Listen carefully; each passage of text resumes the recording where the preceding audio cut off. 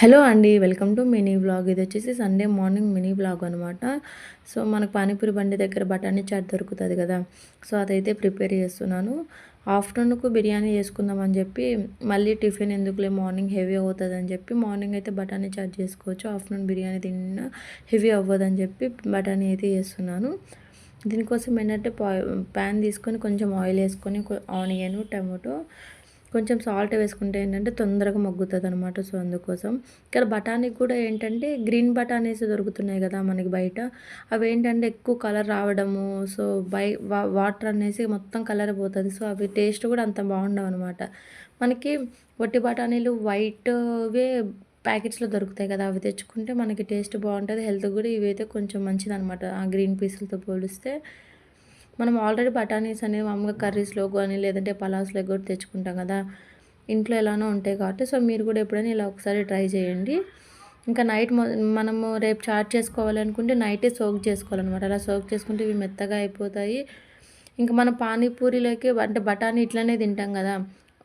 పానీపూరి లేకంటే కొంచెం వేరే మసాలా యాడ్ చేస్తాం. మనం బఠానీ చాట్ తిందామంటే ఓన్లీ బఠానీసే ఉంటాయి కాబట్టి, మనకు స్టమక్ పెయిన్ కూడా రాకోకుండా ఉంటదనమాట. సో, కుక్కర్‌లో కూడా ఎక్కువ విజిల్ రానిచ్చుకోవాలి. సో, కొన్ని వచ్చేసి అట్లే పెట్టేసి, కొన్ని వచ్చేసి మ్యాషర్‌తో మెత్తగా స్మాష్ చేసుకోవాలి.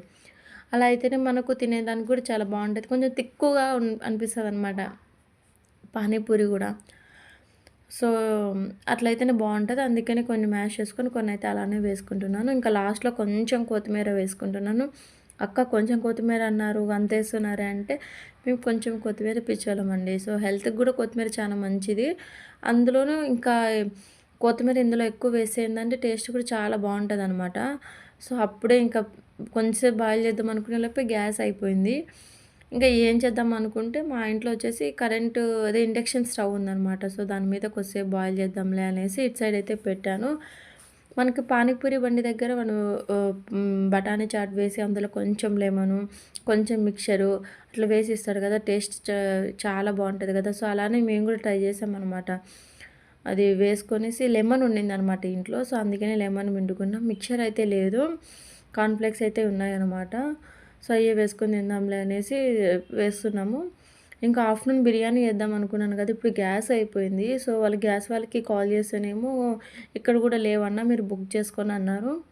అది బుక్ చేసుకుంటేనేమో 3 డేస్ వరకు చూపియట్లేదనమాట. 3 డేస్ తర్వాత వస్తదని చూపిస్తున్నారు. అయినా పర్లేదు బిర్యానీ చేసుకోవాలనుకున్న తర్వాత తినకోకుండా అయితే ఉండలేం గదా! సో, అందుకనే నేను రైస్ కుక్కర్‌లో బిర్యానీ ప్రిపేర్ చేశాను. అది కూడా మీకు వీడియో పోస్ట్ చేస్తాను. ఈ వీడియో నచ్చితే ఒక చిన్న లైక్ ఇచ్చిపోండబ్బా! Thank you.